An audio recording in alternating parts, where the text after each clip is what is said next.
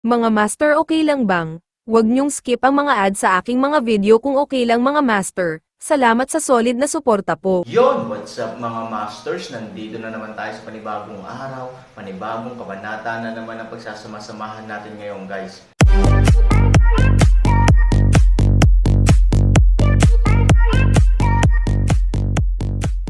Bali mga masters, kung bago ka pa lang po sa aking YouTube channel, please click the subscribe button, lalong-lalo na po yung notification bell guys, para maging connected pa rin tayo sa isa't isa at maging updated kayo sa mga susunod ko pang video.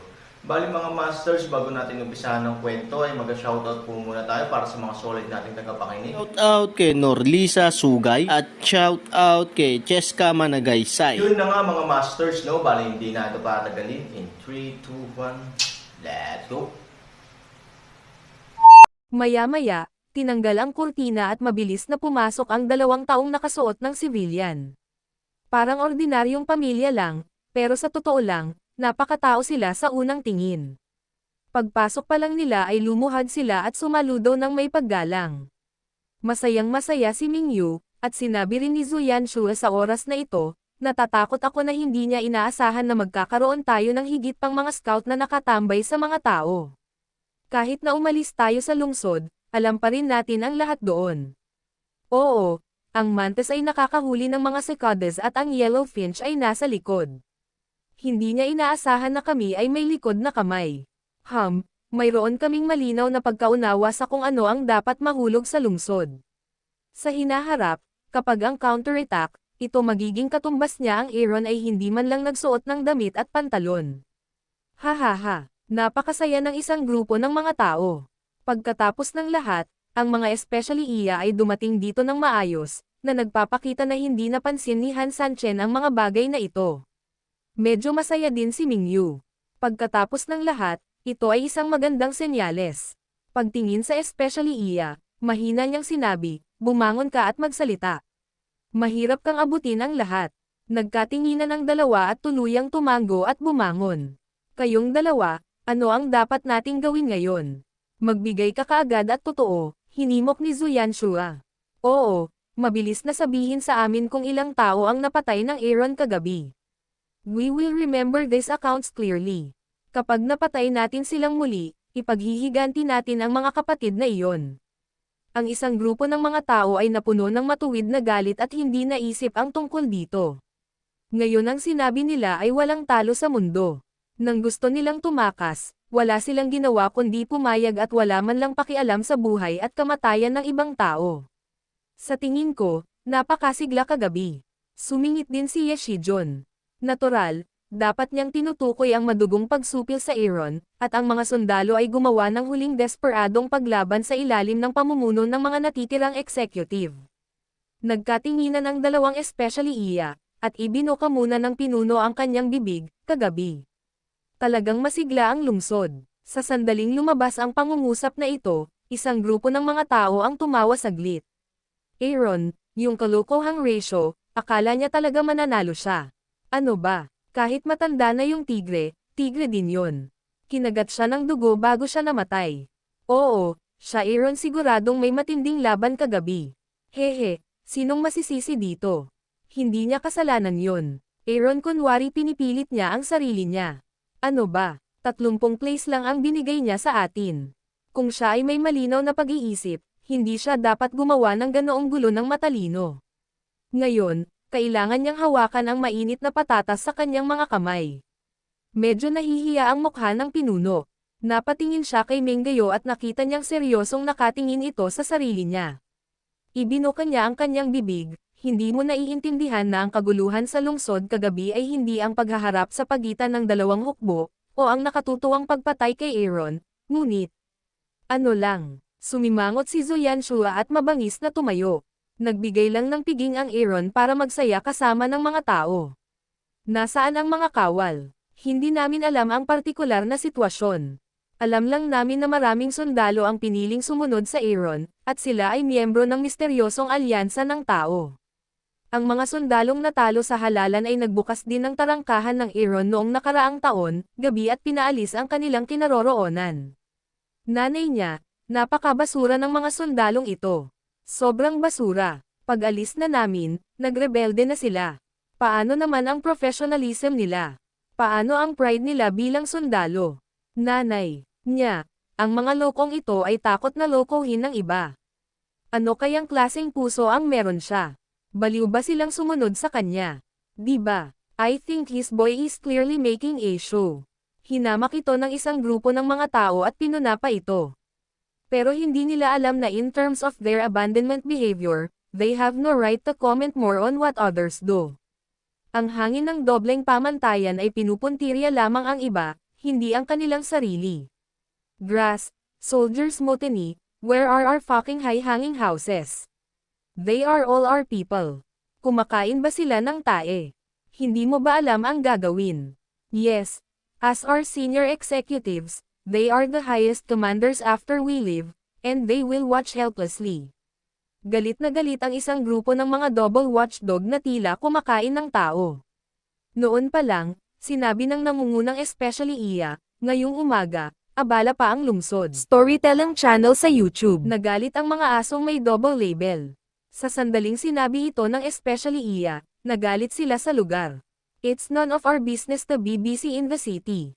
We're asking, what about those executives? Yes, in ordinary times, each of them has a high status because of our appreciation. Now that we left, they are in power. Kailan pa nila hihintayin kung hindi sila kikilos sa panahong ito? Ito na ang kanilang pagkakataon na gumawa ng mga tagumpay. Ang pamantayan ng mga asong may double label ay palaging sa ibang tao ang palayok, at sila ay mga modelong moral. Sa makatuwid, kahit na iwanan muna nila ang iba, maaari nilang ganap na baguhin ang kanilang lasa sa kanilang bibig. Matapos maglibot ay nagbago ang kanyang walang hiyang ugali at naging dahilan para bigyan ng pagkakataon ang iba. Yung sinabi ng mga subordinate ko ay related sa group of executives namin. Sagot ng especially iyan na nakayuko. Nang marinig ito, itinikom ng ilang tao ang kanilang mga bibig, ngunit nakasimangot sina Zhu Yanshua at Ming Yu sa pagkakataong ito. Ano ang ibig sabihin nito? Sa kasalukuyan, hindi ko ito maintindihan, ngunit palaging nagbibigay ito ng masamang pakiramdam sa isang tao. Sige na, madilim na daanan ng ulan. Oo, sinulyapan ng especially iya ang iba at sinabing, umagang-umaga, oras na para pumunta sa lungsod at magdaos ng isang malaking pagdiriwang. Is he Aaron going to play a full set? What kind of shit celebration? Just because he recruited a group of incompetent soldiers. I'm so complacent about such a small thing. I think it's just like Aaron. Kung hindi lang ako sinuwerte at nakakuha ng mga skills, natatakot ako na baka ganoon. Pwede bang tumahimik ka kapag may gusto akong kausapin? Napakaingay, parang mga langaw. Sa wakas ay hindi na nakinig si Ming Yu. Malamig siyang uminom, kung galit ka, kung hindi ay babalik ka at maglalabas ng hangin, ano ang dapat mong gawin? Pagkatapos ng ilang salita, tumahimik ang lahat at hindi na naglakas loob na magsalita pa. Gusto mo silang mag-usap at mag-shoot. Lahat ng tao rito ay hari, ngunit kung talagang gusto nila ng mga tunay na kutsilyo at baril, gaano karaming matitigas na lalaki ang naroon. Anong selebrasyon? Kunin mo ang ating mga kawal. Di ba sabi mo may malaking piging sila sa syudad kagabi? Kinuha ni Ming Yu ang pangunahing punto at mahinang nagtanong. Ito ay isang engranding seremonya upang umakyat sa trono. Isa pang spy path, enthronement ceremony. Sumimangot si Zhu Yanshua, tumingin pabalik kay Ming Yu at sinabing, Aaron ay hindi makapaghintay na ipahayag na dapat niyang pamunuan ang lungsod ng ganoon kaga. Masyadong nagmamadali, hindi matatag ang kanyang pundasyon. At saka, parang hindi naman niya style of acting. Sinadya ba niyang mag-demonstrate sa atin? Nang marinig ang mga salita ni Zhu Yanshua, bahagyang kumunot ang noo ni Ming Yu, bagamat hindi niya talaga maisip kung ano ang ibig sabihin ng Aaron, tila may katotohanan ang mga salita ni Zhu Yanshua. Ngunit noong tinanggap pa lang ni Ming Yu ang sinabi ni Zhu Yanshua, nagpatuloy ang especially iya sa pagsasalita, nagkamali kayong dalawa. Hindi ito ang pag-akyat ni Aaron sa trono. Hindi Aaron. Sino yun? Pero sinong subordinate ng Aaron? Hindi ito kampa ni Aaron, pero, medyo natakot sumagot ang especially iya. Kung tutuusin, alam nila na kapag sinabi nila ang taong ito, magkakaroon ng. Pero sino, sabi mo? Nagmamadaling uminom si Ye Shijun. Si Fulin naman, Scout Wei, Fulin. Nang marinig nila ang pangalan, halos nabigla sila. Maging ang madilim na ulan ay ganap na natigilan sa kinaroroonan, na halatang hindi na aninag ng ilang sandali. Fulin. Ito ang executive at kamag-anak ng pamilya, at ang bayaw ni Ye Shijun. Baliw ba siya? Maghanap ng gayong tao upang maging pinuno ng lungsod. Ano ang kanyang intensyon? Sigurado ka bang tama ang nabasa mo? May nagtanong. Natural, hindi magkakamali ang kanyang mga nasasakupan, at hindi lamang siya, kasama ang pamilya Ye at ilang executive na dapat umalis sa lungsod, ang lahat ay na-promote at na-appoint sa mahahalagang posisyon. Inihanda din ang pagdiriwang na ito para sa kanila. Pagkatapos, napaatras si Shijun ng ilang hakbang, at naupo sa lupa. Bigla siyang parang may naisip, go, call me the bitch who flatters me. Sa sandaling marinig ang mga salita ni Ye Shijun, ang mga executive ng suporta ng pamilya na naruroon ay mabilis na naglakad patungo sa labas. Dahil magkatali ang mga tent, hindi masyadong malayo ang distansya sa pagitan nila. Pagkatapos lamang ng ilang dosenang hakbang, dumating na ang executive sa pinakamaliit na tent sa grupo ng tent. Dahan-daang humubo, gising ba si Fumei? Ako si Fudi. Si Fumei sa tent ay hindi nagising, ngunit hindi nagpahinga sa buong magdamag. Sa katunayan, pagod si Joche. Ngunit sa sandaling siya ay nahiga at pumikit, ang kanyang isip ay puno ng eksena ng pagsira ni Han Sanli sa hukbo. Para silang isang larawan, walang tigil sa pag-ikot sa utak niya, para hindi siya makatulog. Sinong babae ang hindi mahilig sa bayani? Sa partikular, ang isang babaeng tulad niya na ngayon ay nakarating na sa naturang lupain. Ang mga sigaw sa labas ng tent ang nagpabalik kay Fumei sa realidad. Bahagya siyang umiling at medyo nataranta. Si Fudi ay kapatid ni Futian. Kahit na hindi siya ang parehong ina, siya ay parehong kapatid na lalaki. Sa makatuwid, mula nang maupo si Futian sa kapangyarihan, hindi kailanman naging mababa ang katayuan ng Fudi.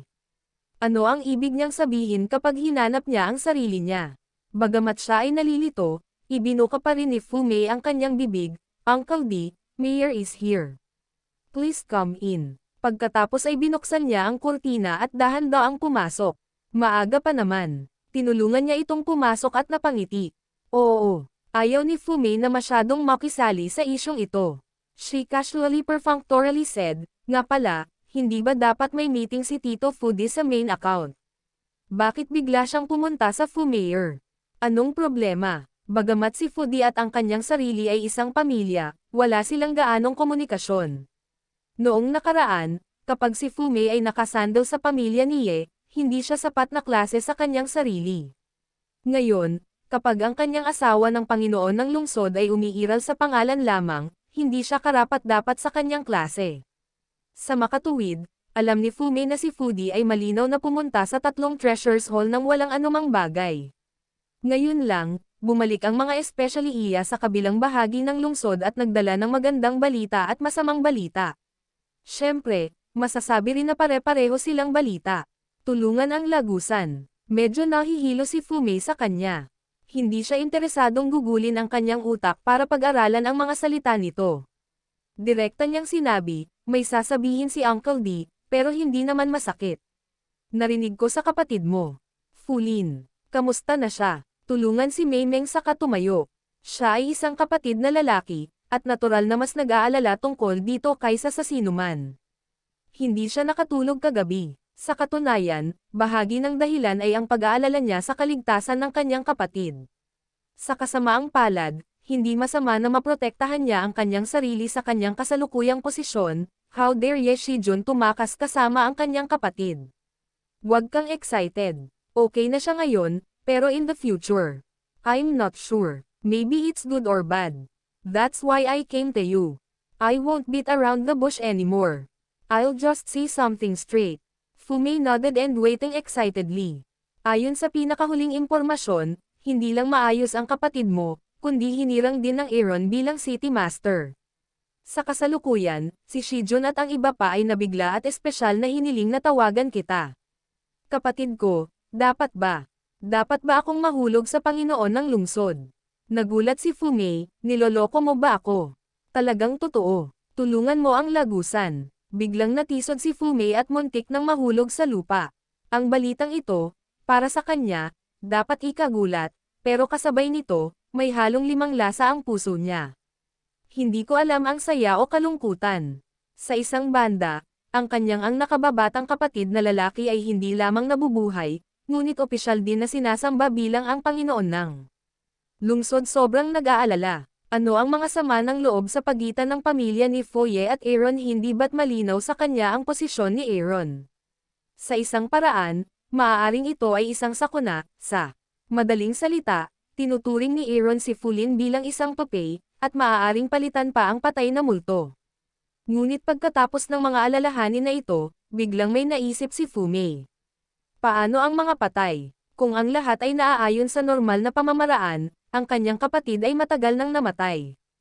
Oy, hindi ko alam kung natutuwa ako o nag-aalala tungkol dito, ngunit narinig ko na maraming mga executive na nanatili sa lungsod ay hindi namatay ngunit na-promote.